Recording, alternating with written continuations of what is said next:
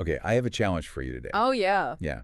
It's a direct challenge to a phrase that, I guarantee everyone listening has heard it 1,000 times. Hmm. It's probably on a dusty T-shirt you own from, like, 2012. Or maybe it was the caption of a photo of someone jumping off a cliff into water that looks, well, terrifyingly shallow. I think I know where you're going with this. YOLO. You only live once. Ah, yes. The cultural anthem of modern impulsivity. Exactly. It's the ultimate hall pass, isn't it? Eat Hmm. the cake, buy the ticket you can't really afford, text your ex at 2 in the morning because, fate demands it. The logic is all about scarcity. You get one shot, so you better make it explosive. Burn the candle at both ends. Right. But today, we're going to completely dismantle that idea. We're doing a deep dive into what we're calling psychological mastery, and we're basing it on this one detail at a time series. Mm-hmm. And the very first thing they hit us with is a reality check that, honestly, it just stopped me cold. Yep. They argue that YOLO isn't just a bad motto. They argue it's fundamentally, even mathematically, wrong. It's a misconception, a really dangerous one, actually, because it frames your entire life as this singular, vanishing event. Like a countdown clock that's always in the red. Exactly. And the source material, it puts it very bluntly. I think I have to quote this directly because it really sets the stage for everything we're discussing today. Yeah, lay it on us. It says, you don't live once, you die once. Okay. You live every single day until then. You die once, you live every day. Mm. Now, I have to, play devil's advocate for a second here. Go for it. That sounds a little bit like a semantic trick, doesn't it? Like a clever Instagram caption. Yeah. Is there actual psychological weight to just flipping that phrasing around? It sounds like semantics, but it's actually a massive shift in what psychologists call cognitive framing. Cognitive framing, okay. So if you operate under you only live once, your brain treats life as this high-stakes, singular commodity that is constantly depleting. And that triggers a scarcity mindset. You're frantically trying to consume experiences because you think the whole thing is slipping away. It basically promotes anxiety. Right, the fear of missing out. Right. FOMO is basically the child of YOLO. Precisely. But if you accept the counter-argument, I die once, but I live every day, the pressure shifts. It moves from consumption to iteration. Iteration, like a draft. Exactly like a draft. It means you have multiple attempts. It means today isn't the whole book. It's just a single page. And if you mess up this page, you get to turn it tomorrow. That is a much more forgiving way to look at existence. Wow. Mm. So the mission for today's deep dive is psychological mastery. We're going to look at 3 specific pillars of the human experience that these sources laid out, all using this framework of living every day. Okay. So first, we're going to look at how we perceive time. That's the whole you only die once math. Then we're going to look at relationships, specifically how you identify true safety versus, the fake friends who are just draining your battery. And finally, we're going to pivot to something the source handles with. Well, surprising grit, conflict strategy. The dark psychology stuff. It is a bit dark, but it's necessary. We're going to break down power dynamics, how to spot when someone might be manipulating you, and specifically how the quote-unquote winners of arguments actually behave. Okay. And I can almost guarantee it is not how you think they behave. So we've got the math of life, the truth about friendship, and the art of war. That is a heavy lineup. It is, and it's all tied together by this one central concept of waking up. The source mentions again and again that most people are just sleepwalking. Right. And the goal here is to snap you, the listener, out of that autopilot state. Have to be honest, I'm guilty of it. I'll admit it right up front. I definitely sleepwalk through parts of my week. We all do. I'll get to Friday, and I can't even tell you what happened on Tuesday. It's just a blur of emails and coffee. It's actually a survival mechanism. Your brain loves efficiency. I mean, it consumes a massive amount of your body's energy, so it's always looking for shortcuts. And if Tuesday looks pretty much like Monday, the brain just stops recording new memories. It doesn't need to. It just runs the Tuesday script. The Tuesday script. It preserves calories, but it costs you your life. That is a terrifying thought. We are trading our life for calorie preservation. Yeah. Okay, let's start with the math then. Let's wake ourselves up with this you only die once concept. Let's do it. The source throws out a number that, when I first read it, it felt way too small to be real. 25,000 days. It's a stark number, isn't it? It's one of those data points that just hits you right in the gut. They say if you're lucky, you get 25,000 days. And that's what the average human lifespan roughly calculated out. Roughly, yeah. Now, when I hear average lifespan, I think, 70, 80 years. That sounds like a long time. It sounds spacious. Right. Like I can waste a year here or there, no big deal. But when you hear 25,000 days and you do the napkin math, I mean, if you're 30 years old, you've already burned through almost 11,000 of them. Gone. Yeah. And that's just the raw number. Think about it. If you subtract the time you spend sleeping, let's be generous and say 8 hours a day, and the time you spend commuting or waiting in line at the DMV or sitting in meetings that really could have been emails, All the me's. the number of conscious, active, autonomous days is drastically lower. The source calls it 25,000 opportunities to choose who you become. But here's the kicker, and this is the part that really hurts. They claim most people sleepwalk through 24,000 of them. Ouch. Wait, so if that math holds up, we're saying the average person is really only awake, like living intentionally, making choices, being present for, what, 1,000 days? Yeah. That's like 3 years of actual living in an entire lifetime. If that. And think about how we structure our lives culturally. The source really highlights this tendency to save living for specific times. What do you mean? We treat living like it's the fine china that we're afraid to break. We save it for the weekend. We save it for the 2-week vacation in August. We save it for retirement. The psychology here is what's known as the deferred life plan. We convince ourselves that the mundane Tuesday doesn't really count against the total. That Tuesday is just a waiting room for Saturday. That waiting room analogy is brutal because I feel that in my bones. I catch myself saying it all the time. I just need to get through this week. Yes. Like the week is an obstacle to my life Yes. rather than the life itself. I'm literally wishing away the only asset I have. Exactly. You are wishing away the only thing you actually own. And the source points out these specific ironies in how we allocate our mental energy. One of them that really highlights this sleepwalking state is this.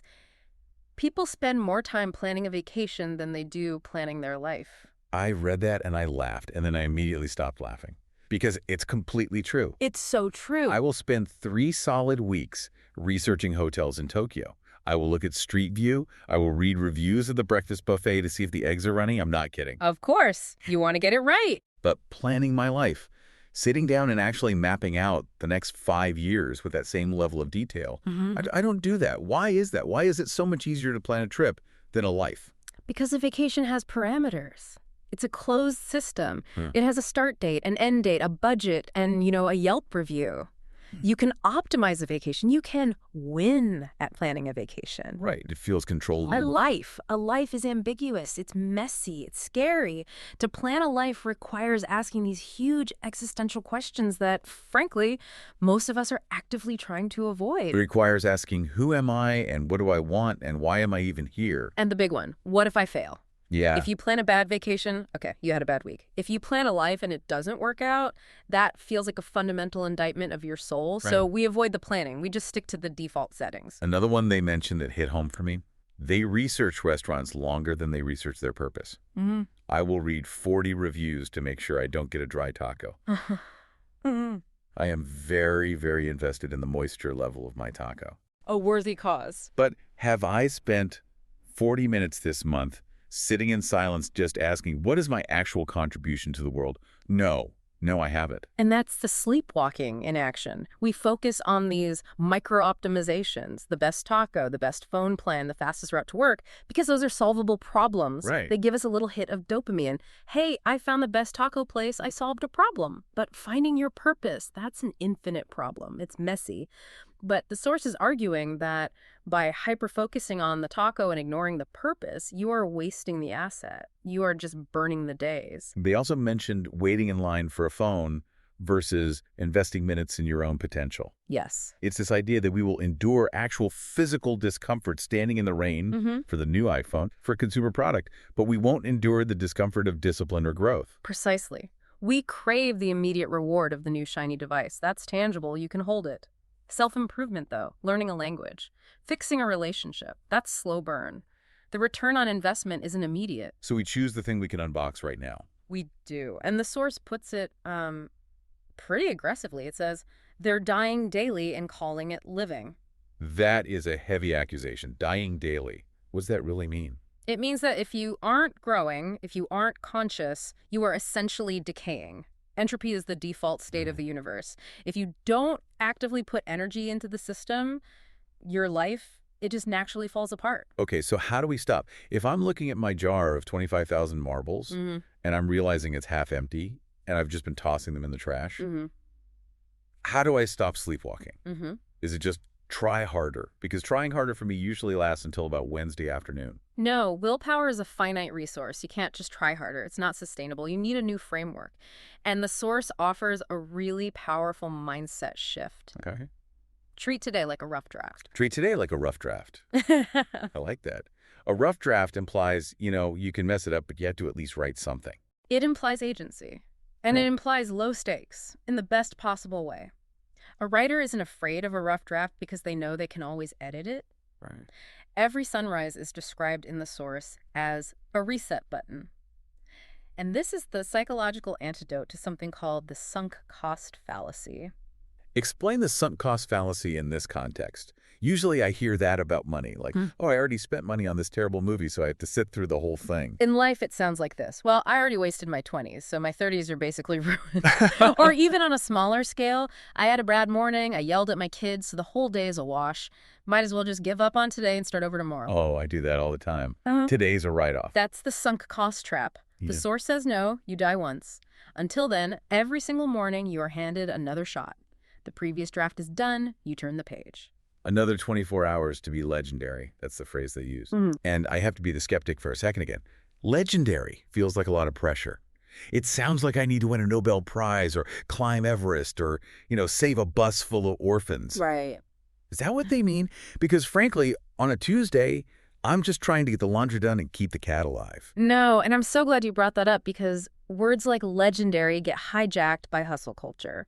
In this context, legendary doesn't mean famous. It doesn't mean historical. It just means intentional. Intentional. It means proving you understand the assignment. And what is the assignment? The assignment is this. You are alive, the clock is ticking, and you have the capacity to do something meaningful with this specific Tuesday. It's about presence. It's about not being a zombie. A legendary Tuesday might just be the day you finally had a real conversation with your spouse instead of just staring at your phones together. Right. It might be the day you actually tasted your coffee instead of gulping it down while driving. It's about high-resolution living. So it's moving from that, what if I die tomorrow, panic, which is really fear-based paralysis, to what if I'm still alive? That is the more pressing question. Absolutely. What if I'm still alive? Because statistically, you probably will be alive tomorrow. Right. And if you are alive, but you're acting like you're dead numbed out, scrolling, just waiting for Friday, that is the real tragedy. The Source puts it simply. Maximize the living, minimize the dying. It's a shift from a fear of death to a fear of waste. A fear of an unlived life. A fear of getting to the end of your 25,000 days and realizing you only really showed up for 500 of them. Wow. It's a heavy start, but it's a necessary one. We have to wake up to the time we have. We do. But let's say we do that. We wake up, we're ready to live intentionally. We can't do it alone. We're social creatures. We need people. And that brings us to the second pillar the Source covers, the psychology of safety. This is where we shift from the internal battle fighting our own apathy to the external battle, finding the right people to be in the foxhole with you. Because if you surround yourself with the wrong people, waking up becomes almost impossible. They'll just pull you back under. So the Source introduces this character. They call them the lone wolf, but then they describe them in a way that sounds less like a hermit and more like, I don't know, the perfect best friend. It's almost a rebranding of the term. Yeah, exactly. They call this person rare. The term lone wolf is so often misused to mean someone antisocial or, misanthropic. But here, the Source is reclaiming it to describe someone who is self-possessed. Self-possessed. Someone who doesn't need the pack for validation, but chooses to protect the pack. And they list these specific characteristics of this safe person. The first one is that they allow you to be completely 100% unfiltered, no mask. No mask, no pretending. Do you know how exhausting it is to wear the mask all the time? We all do it. Yeah. I'm fine, work is good, kids are great, mask. That mask is heavy. Psychologically, maintaining a persona drains your cognitive resources. It is literal work for your brain to suppress your true state and project a curated one. Right. That's why you feel so tired after a party, where you didn't really know anyone. You were working. Yeah. When you are with someone who requires no mask, you literally feel a release of tension in your body. your cortisol levels drop. Hmm. The source says this person doesn't flinch when you confess your darkest thoughts or your most irrational fears. And that's the key test, isn't it? If I tell you, hey, I feel like I'm failing at everything, or I have this crazy fear that everyone secretly hates me, and you panic, that's not safety. Right. If I panic or if I immediately try to cheer you up, I'm flinching. Wait, hang on. Trying to cheer someone up is flinching? I thought that was being a good friend. If you're sad, I bring ice cream and tell you you're pretty. Isn't that the job? This is a crucial distinction the source makes, and it's one of the hardest things to learn in interpersonal psychology. They say this rare person doesn't try to fix you. Doesn't try to fix you. In our culture, especially in the West, we are obsessed with fixing. If you share a problem, I offer a solution. If you share a pain, I offer a silver lining. At least you have your health, or have you tried yoga, or maybe this is a blessing in disguise. Just look on the bright side, the toxic positivity trap. Exactly. We think we're being helpful, but often we're not. Often that fixing is actually about the listener's own anxiety. How so? I am uncomfortable with your pain makes me feel helpless, so I want to fix it so I can feel better. I want to shut down the negative emotion because I can't handle it. Wow. Okay. So my helpful advice is really just me trying to make myself comfortable. In many cases, yes. It's usually unintentional, but it's invalidating to the other person. The source says the rare person just exists beside you, solid, steady, safe. They witness you. They don't try to edit you. They let you be in pain if you need to be in pain. They just provide a container for it. And that is what creates safety. The knowledge that I don't have to perform happiness for you. Solid, steady, safe. That is such a comforting trio of words. But the source contrasts this with how most people react. Yeah. And this imagery was, well, it was visceral for me. They said most people smile while quietly measuring your cracks. That is a haunting image, isn't it? Measuring your cracks. It speaks to the competitive undercurrent in so many superficial relationships. Yeah. People who are listening to you, nodding, smiling, but internally they are cataloging your weaknesses. Well, why? Why would a friend do that? Oh, a number of reasons. Status. Comparison. If I know your marriage is failing, maybe I feel a little bit better about mine. Oof. Or maybe it's leverage. If I know your deepest insecurity, I can use that later to win an argument or to gossip. It's a very transactional mindset. They are looking for the structural weaknesses in the statue of you. And when things get complicated, when you make no sense or you're just falling apart, what do those people do? They walk away. The source says most will walk away when it gets complicated because, again, the relationship was based on utility. It was for fun or for networking or just for convenience. When you become heavy or complicated, the cost of the relationship outweighs the benefit for them. So they cut their losses. But the rare person, the source says, they see every flaw, every weakness, and choose you anyway. And that is the definition of loyalty in this framework. It is an active choice. It's not blind loyalty. They see the flaws. They aren't delusional about who you are. They see the entire mess, and they decide, I'm staying. The source sums it all up with this one incredible phrase, I get it, and I'm still here. I get it, and I'm still here. That might be the most powerful sentence in the English language when it comes to relationships. It satisfies the two deepest human needs we have. To be understood, I get it, so I'm not crazy, I'm not alone. And to be not abandoned, I'm still here. Yeah. Most of us walk around terrified that if people really knew us, the weird stuff, the dark stuff, the messy stuff, they would leave. This person knows, and they stay. So the call to action here is twofold. First, if you have someone like that in your life, for God's sake, realize what you have. Don't take it for granted. Hold them close. Understand that statistically, this is an anomaly. Most people search their whole lives for this and never find it. If you have it, you have to protect it. Don't push it away because you feel unworthy of it. And secondly, if you are that person for someone else, recognize the power of your presence. The source calls it a gift. If you are the person who can sit in the dark with someone and not immediately try to turn on all the lights, you are providing a psychological service that is incredibly rare and valuable. You are the safety in a dangerous world. You are a sanctuary. Okay, so we've got our time. We're treating every day like a rough draft, trying not to sleepwalk. We've got our people, the ones who don't flinch. But now we have to deal with the rest of the world. And the rest of the world is not always safe.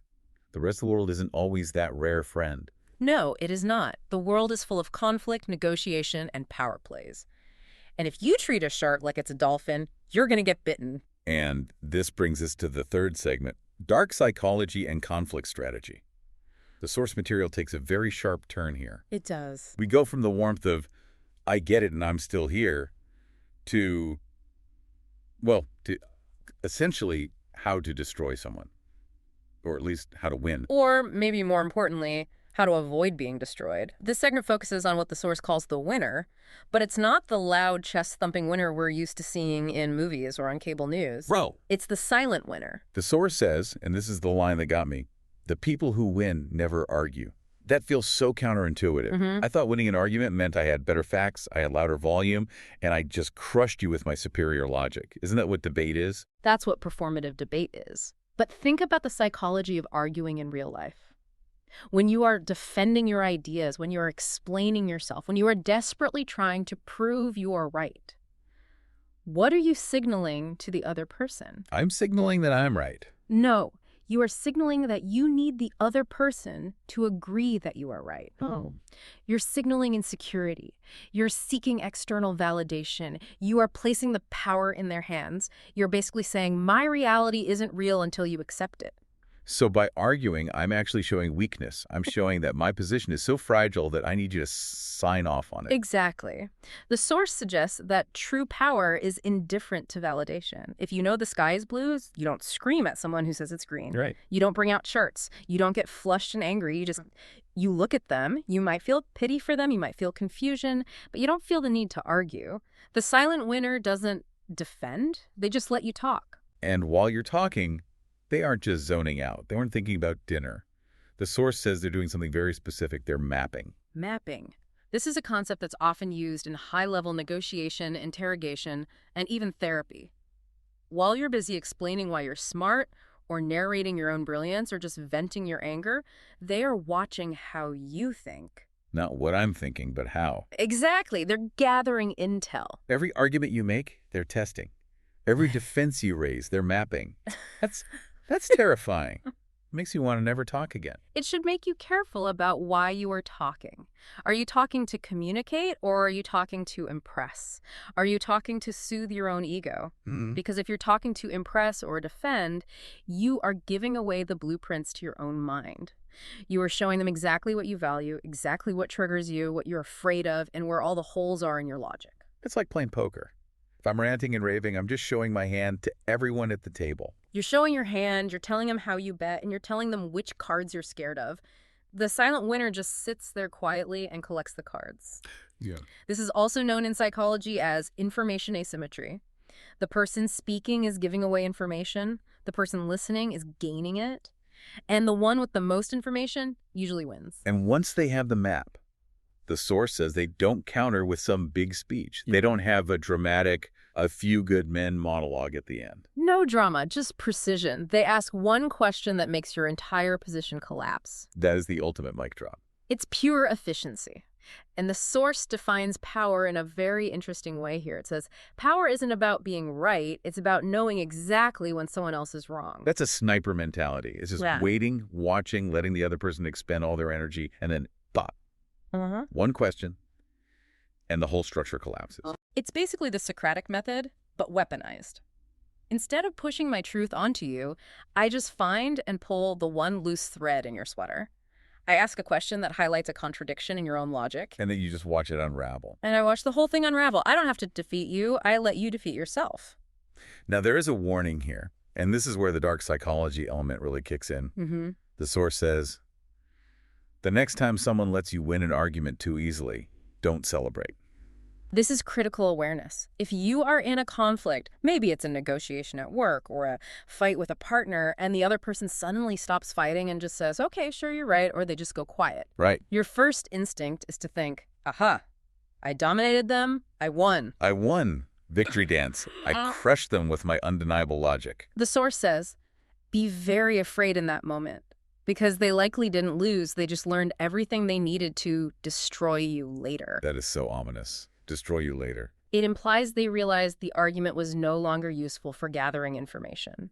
Or they realized you were too emotional to be reasoned with, so they disengaged to plan their next move. They're playing the long game. You're playing the short game of, I need to feel right in this moment. This is the tactical retreat. Yes. They aren't agreeing with you. They are managing you.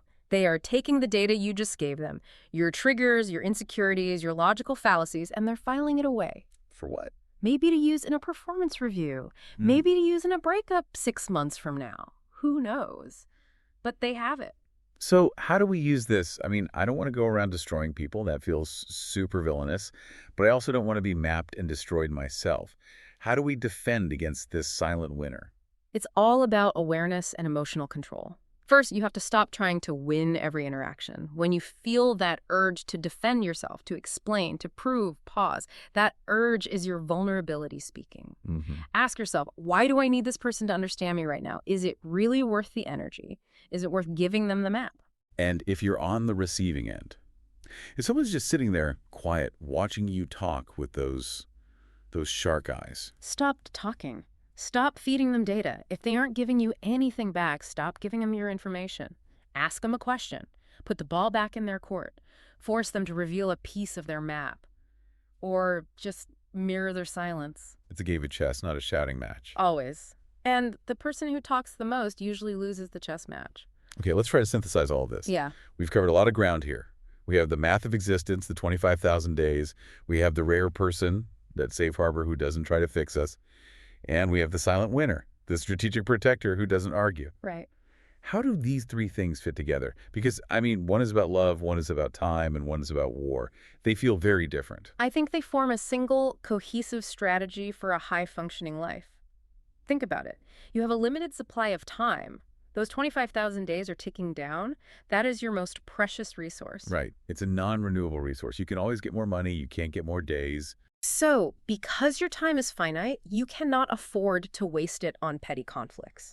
You cannot afford to spend your precious days screaming at people who are just measuring your cracks. And that is where the silent winner strategy comes in. You use that strategy to conserve your energy. You refuse to argue. You refuse to be baited into nonsense. You refuse to explain yourself to people who don't matter. You save your breath. You protect your peace. You save your breath and your sanity, and then what do? You take all that preserved energy and you pour it into the rare people. You invest it in the relationships where you don't need a strategy. You find the people who don't need to map you because they already love you, cracks and all. I love that. Yeah. Use the strategy on the world so you can be vulnerable with your tribe. Precisely. You build strong walls so you can have a beautiful, safe garden inside. And that is how you understand the assignment. The assignment isn't to be the richest or the loudest or the most right. The assignment is to allocate your 25,000 days to the things and people that actually matter. It all comes back to that phrase from the beginning. Maximize the living, minimize the dying. That's the mantra. Every time you engage in a pointless argument on the internet, you are dying a little. You are spending a day at 30. You will never get back on pure frustration. Yeah. Every time you wear a mask to please people who don't actually care about you, you're dying a little. Every time you doom scroll on your phone instead of pursuing your purpose, you are dying. And every time you wake up and say, okay, rough draft, let's try to be legendary today, you are living. You are living. And remember, legendary is just about showing up. It's about presence. It's about looking at the person across the table from you and really seeing them. It's about eating that taco and really tasting it. It's about being fully awake for your own life. It's funny, when we started this, I thought it was going to be about becoming some kind of mastermind or something really complex. But really, it's about simplicity. It is. Stop wasting time. Stop engaging with nonsense. And hold on to the real ones. It is simple. But simple is not easy. That's why most people sleepwalk through their lives. Waking up requires effort. It requires facing the math. It requires the courage to say no to all the noise so you can say a full-throated yes to your life. So, for everyone listening, here is your takeaway. You don't have forever. You have today. If you're lucky, you'll have tomorrow. Stop researching restaurants and start researching your life. And please, stop saving your best self for a special occasion. We always wait for the wedding, the holiday, the big promotion. Today's the occasion. If you are breathing, this is the main event. I want to leave you with one final thought from the source that's just been bouncing around in my head since I read it. We talk so much about the fear of death. We're all scared of the end. But the source asks a different, more challenging question. The question isn't, what if I die tomorrow? The question is, what if I'm still alive? That's the burden and the gift, isn't it? You are here, you are capable, you have the days, so what are you going to do with them? That's something to mull over on your commute, or your run, or while you're staring at the ceiling tonight. You're still here, make it count. Absolutely. Thanks for diving deep with us today. Just a quick reminder, we are analyzing the provided text from one detail at a time and not offering professional medical or psychiatric advice. If you're struggling with these big questions, please seek out a professional. Take care of yourselves out there. We'll see you in the next deep dive. Huh.